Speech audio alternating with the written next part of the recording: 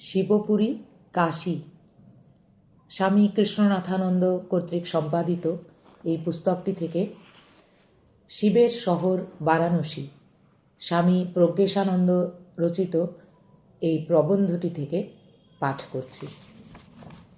ভক্তির টানেই যুগ যুগ ধরে বৈদিক পরম্পরা বহতি গঙ্গার মতো কাশীকে আগলে রেখেছে। সেখানে লক্ষাধিক শিবলিঙ্গে নিত্য জলাভিষেক হয়ে চলেছে। মুখরিত কাশীর কণায় কণায় আজ শিবালয়ের আনন্দনাদ। পঞ্চক্রোশী কাশী শিবের বিমূর্ত তনু। সেই তনুর বিভিন্ন অঙ্গ ও চক্রে বিভিন্ন লিঙ্গের নিত্য অর্চনা হয়। কয়েকটি বিখ্যাত শিবক্ষেত্রে এখন আমরা মানস তীর্থ করি। অবিমুক্তেশ্বর হলেন আদিতম লিঙ্গ, তাই বিশ্বনাথের জ্যেষ্ঠ। তিনি স্বয়ম্ভু। একসময় ইনি কাশীর প্রধান আকর্ষণ ছিলেন। নিত্য পূজার জন্য শিব স্বয়ং তাকে স্থাপন করেন কাশীশ্বরীর শিবের দক্ষিণ হস্তে। কাশীখণ্ডে উল্লিখিত স্থান থেকে বর্তমান মন্দির কিছুটা দূরে। কাশীকে রচনা করে শিব ত্রিশূলে স্থান দিয়েছিলেন। ত্রিশূলের তিনটি ফলা, তিনটি অনুচ্চ গিরিশিখর।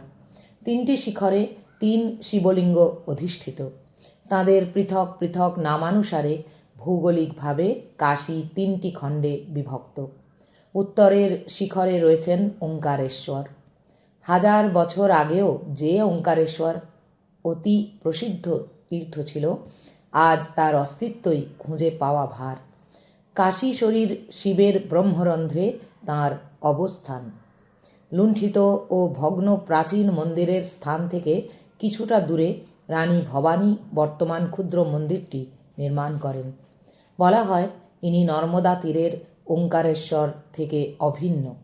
একসময়ে ওঙ্কার পর্বতে নর্মদার মতো এই শিখরকে বেষ্টন করে গঙ্গার 2টি ধারা প্রবাহিত হতো। মধ্যের সর্বোচ্চ শিখরে আদি বিশ্বেশ্বর অধিষ্ঠিত ছিলেন। সেই মন্দির বর্তমানে জ্ঞানবাপী অঞ্চলের অবিমুক্তেশ্বর প্রাঙ্গণে প্রতিস্থাপিত হয়। তখন থেকে অবিমুক্তেশ্বরের পরিবর্তে ইনিই প্রসিদ্ধি অর্জন করতে থাকেন। ইনি কাশী শরীরের দক্ষিণ মণিবন্ধে আছেন ও বর্তমানে বিশ্বনাথ নামে বিশ্ব পরিপালন করে চলেছেন। কাশীখণ্ড বলে বিশ্বনাথের তুল্য লিঙ্গ হয় না। মন্দার পর্বত থেকে ফিরে শিব প্রথম এসেছিলেন এই মন্দিরের মুক্তিমণ্ডপে।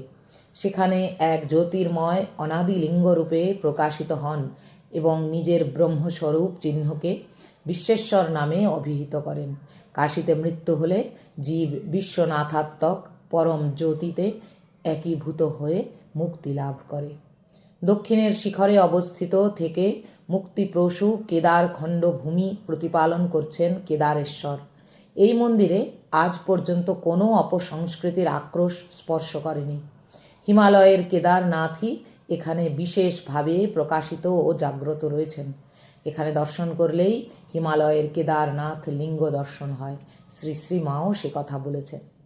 কাশী শরীরের কণ্ঠে রয়েছেন বিশ্বেশ্বরের আত্মস্বরূপ বীরেশ্বর শিব। শিবসম পুত্র পেতে জননীরা এখানে পূজা ও ব্রত পালন করে থাকেন। বিবেকানন্দ জননী ভুবনেশ্বরী দেবীও এখানে নিয়মিত পূজার ব্যবস্থা করেছিলেন এবং স্বয়ং ব্রত পালন করতেন। তারপরে শুভ সময়ে তিনি বীরেশ্বর সম পুত্র লাভ করেন।